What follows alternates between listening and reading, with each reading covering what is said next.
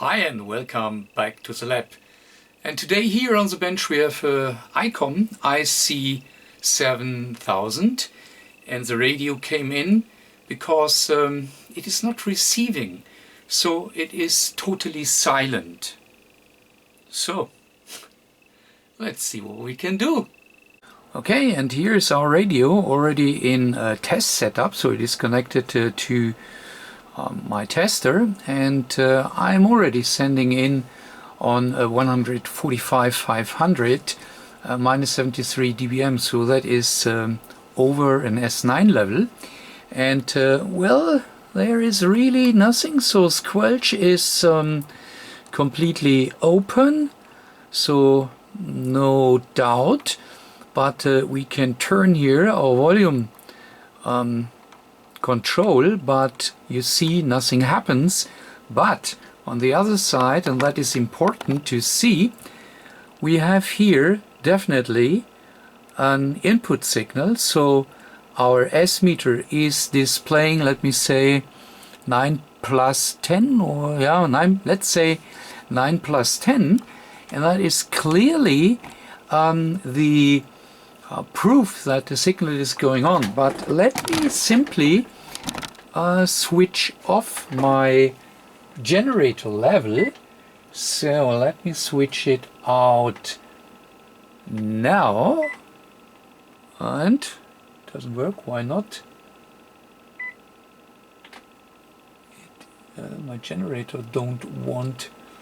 Okay, I'm on the wrong setting, but now I can switch it off. And you see, it is gone. Let me switch it back on, and here we are. It is back. So that is telling me that obviously the frequency and the signal is going through our radio, but still, I mean, no audio. All right. So let me pull here my external jack, so that is, as you all know, to bring the audio to my tester, and now it is the same.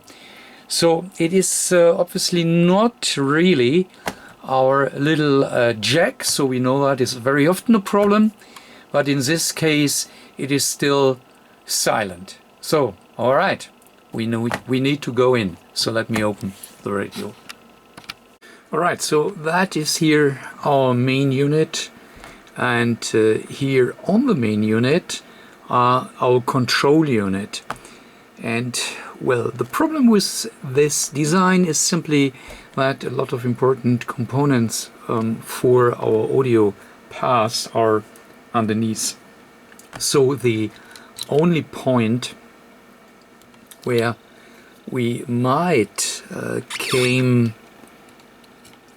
have access to is yeah, a little bit our AF amplifier.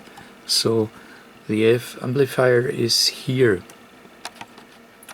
So what we can do is first we can check if we get the voltage for our amplifier, because all the other components which would be interesting to the problem are, as I already said, underneath our control unit.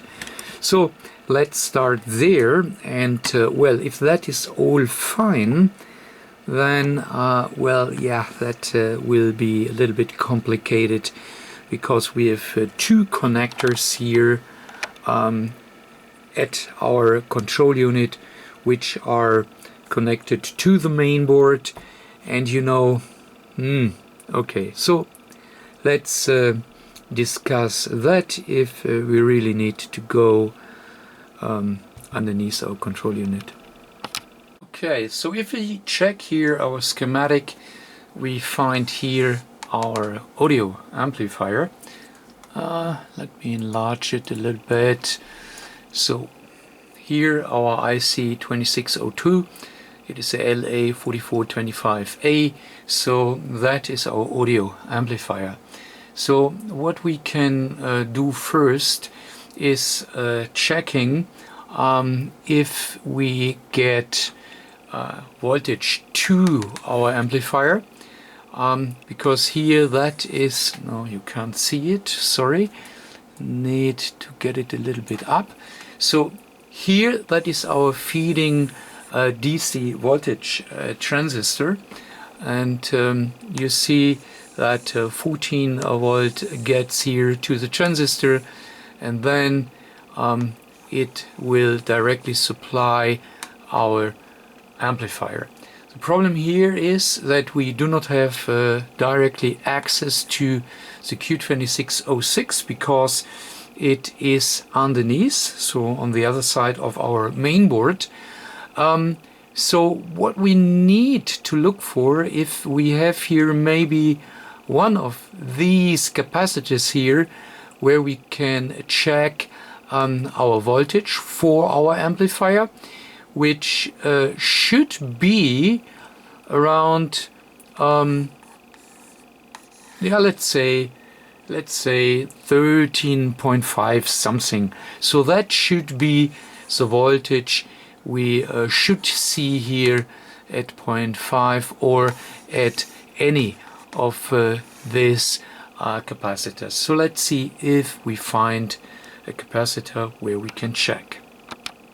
Alright, so I have looked around a little bit, and when we see here our board diagram, we see the C2606, which is this capacitor, and we see, for instance, here the 2607, which is this here, and we see the C2622, which is this here, and all are connected finally to our supply. Okay, so one of those capacitors should be easily able to access. When we go over, you see here that is our, no, you can't see it, sorry, hang on a second. Now you can see it. This is here our power amplifier, and pin 5, this one, you can see it here, so that is our supply pin. So let's go down to our board and let's see if we can get access. Okay, and these here are the guys where we want to check. So let me replace the camera that you can see our voltmeter. Alright, so let's see what we can find at the C2606, which is a big one, this one here. So let me go down there. Okay, here we are. Oh wow, 2.1 volt or 2.2, whatever. So that is very, very low. So to remember, we're expecting, let's say, approximately 13 volt here at this test point, but it is far too low. So that is the supply voltage, and that might be the reason why we cannot hear something. The question now is it our amplifier, or is it the voltage supply? Okay, as already discussed, what we wanna, or what we need to know is our problem our amplifier, or is it our power supply? So what we can do, we can inject a DC voltage into our capacitor in order to see if then we maybe hear something. So therefore, here I've connected my external power supply, and it is a very low voltage, at least only 3.7 volt. So let me take here my probe from the multimeter, and let's check here the voltage. So you see it is 3.68 volt, so that is quite low. And the question now is, what happens if I connect this external voltage directly to the capacitor, which is at least connected to pin 5 of our power amplifier. So let's do that.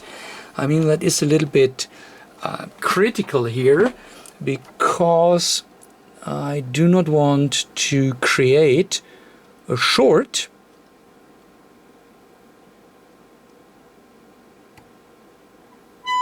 Wow! Wow! Do you hear that? Wow! So that means if we supply an external voltage, and it is only 3.6, 3.7 volt, so that is what we have seen, okay? With that voltage we are able to get audio live. So that means our power amplifier is fine, and it looks like that the circuitry is fine as well.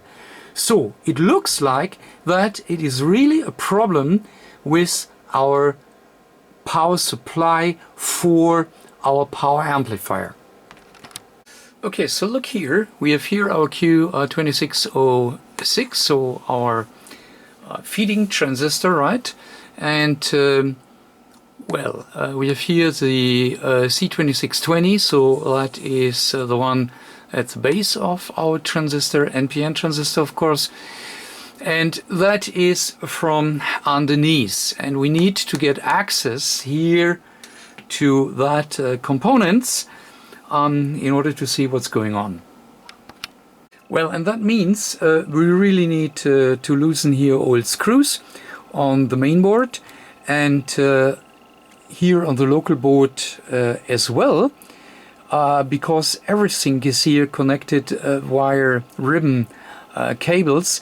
So my hope is that we can lose everything, and then we can take it out and flip it over in order to get to the components we need to look after.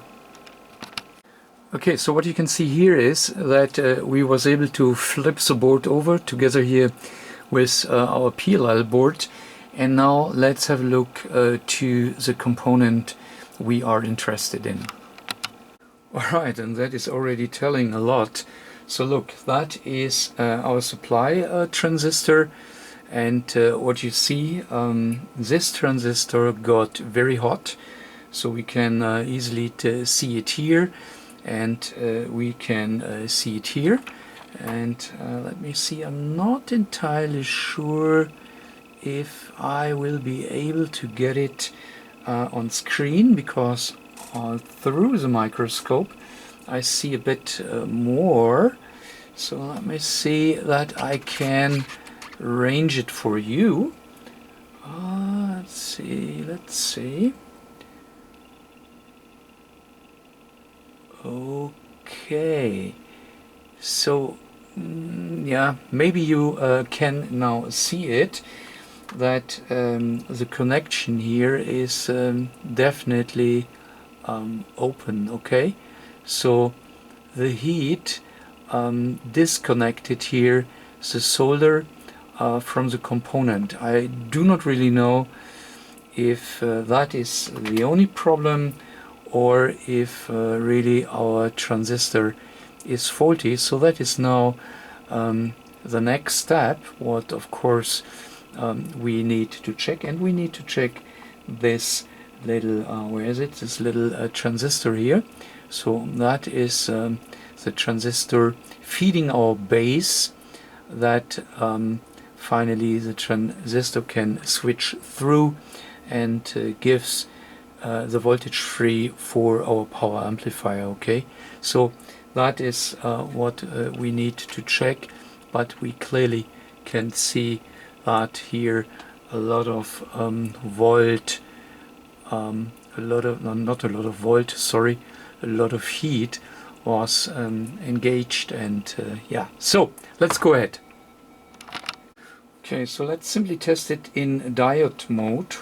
So our both diodes inside, if you will. Let's see what we get. 0.6, so that is fine. And from base to emitter, oh wow, that is also fine. And let me check the reverse direction. Oops. seems to be fine as well. So maybe I'm not entirely sure because we are testing in circuit, but there is a good chance that finally the transistor itself gets only desoldered by the heat which needs to be dissipated. So maybe that is the only reason, because it is disconnected from our PCB, and maybe if we reflow it, it is back working. So that is what we want to check. The little resistor down here, so that was also desoldered by the heat in this area, and that one needs to get replaced. So that is a 47 ohm resistor. So let me first check that if we reflow it, is it then maybe back, or is that a wrong result what we have from our testing, which is of course not very accurate in circuit. But let's test what it means. Okay, so we try to clean it first a little bit, therefore we get first a little bit fresh solder to it, and then we try to clean it entirely and then to reflow it new. So that is a process. Let's see how we can get it managed here. And that is just to give a little bit fresh solder to the joints. It is not to reflow it, and you see how critical it is. But this for its own helps that we hopefully can reflow it afterwards in a good way. But well, you see, it is definitely critical, and it is we have not enough space to be honest, but well, let's try. And yes, we try to get the old solder away, so that is more or less okay. So I believe that we are now able to reflow it new, and well, then I'm really curious if that then will work again. By the way, I have tested here this capacitor, and the ESR of the capacitor is good, so it is in spec. So we do not replace that. The first interest is, does it work afterwards or not? Okay, as you can see, the transistor is reflowed, and the little resistor has been replaced because the old one was totally corroded, so that doesn't make any sense. But I think that now, let us hope a little bit and we test if that will solve the problem. Otherwise we have to go deeper. Alright, so it is prepared for testing, so not every single screw is in. So yeah, but that should show if it is solving the problem. So let's do testing. Wow! Here we are! That is nice. That is nice. Really. And yes, look here. You cannot see it. Hang on a second. So look here. Our audio is back. So let me take the tone down. But what we can see, a fantastic sign. So we have a fantastic sign itself. So everything is working just fine. So that was solving the problem. So the only thing was that the heat was taking the transistor out, and by reflowing it, you see everything is back. Finally, I have only to put on or put in some screws and need to bring it back in the original condition. And that's it. So radio can go back. So that's it for today as well. Thank you for watching and hope you learned something, and catch you next time. Bye.